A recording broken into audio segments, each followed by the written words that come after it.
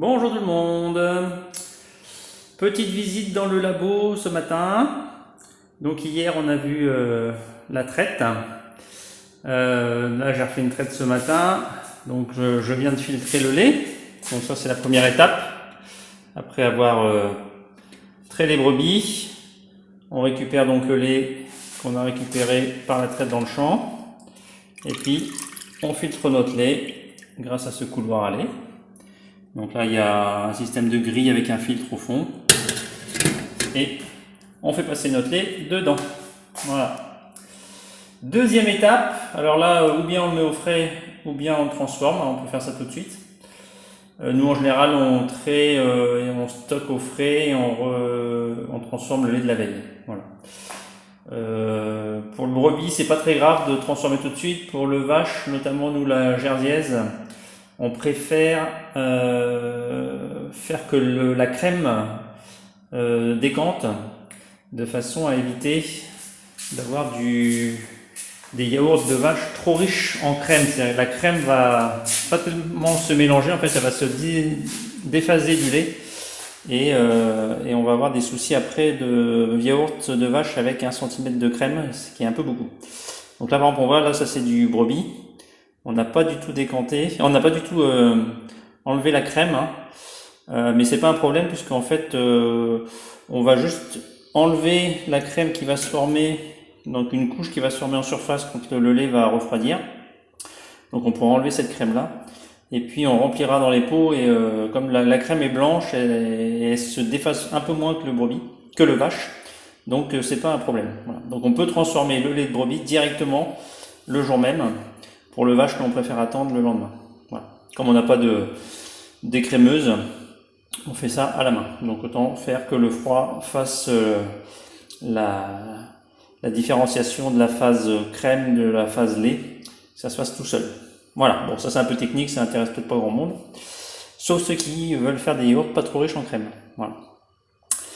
Donc là on a mis à chauffer et on va attendre que la température atteigne normalement 86 degrés pendant quelques minutes. Nous en général on monte à 90 degrés. Donc vous voyez là on en est loin, on vient juste de démarrer. Voilà. Donc une fois que le lait sera chaud, on le laissera refroidir au bain-marie, enfin c'est-à-dire qu'on mettra pas au bain-marie, plutôt dans la plonge. Voilà, donc on va enlever tout ça, on mettra de l'eau froide au fond, on mettra notre bac, notre gamelle, ça fera refroidir le lait et quand il sera à à peu près à 45 degrés, on mettra les ferments dedans. Voilà. Et puis une fois que les ferments sont mis, on aura lavé nos pots, les yaourts là, dans les tubeux, dans la machine à laver, donc le lave-verre. Vous voyez là j'en ai déjà 2-3 qui restent de la dernière fois.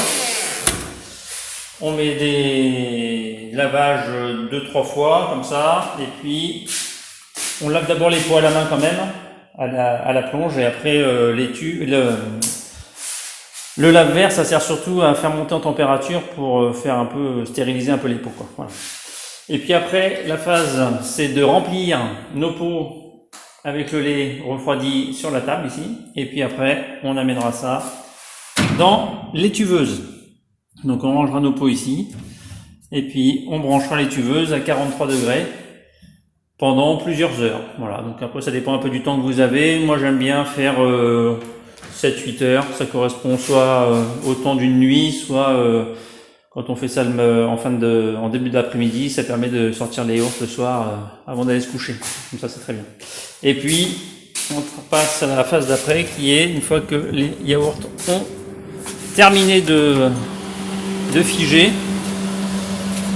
on les met au froid ici. Donc vous voyez, ça c'est un groupe froid surdimensionné, donc un peu plus puissant, de façon à avoir nos yaourts qui sont rentrés chauds, à ce qu'ils ne réchauffent pas l'ensemble du frigidaire, mais qu'ils soient vite abaissés en température.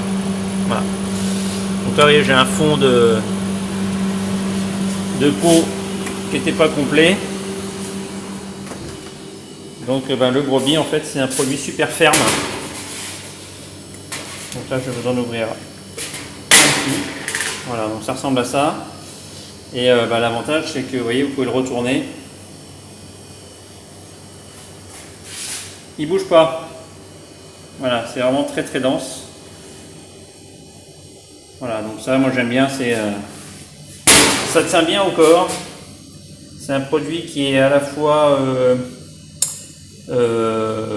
frais quand même, bien sûr, hein, parce que ça reste du yaourt, mais quand on a ça cale bien, quoi. Voilà. Donc ça c'est plutôt sympa. Moi en général, j'en mange un entier pour mon dessert. Voilà. D'ailleurs celui-là je vais l'emmener pour le manger tout à l'heure à la maison, le petit fond qui reste, ça sert à rien de le garder.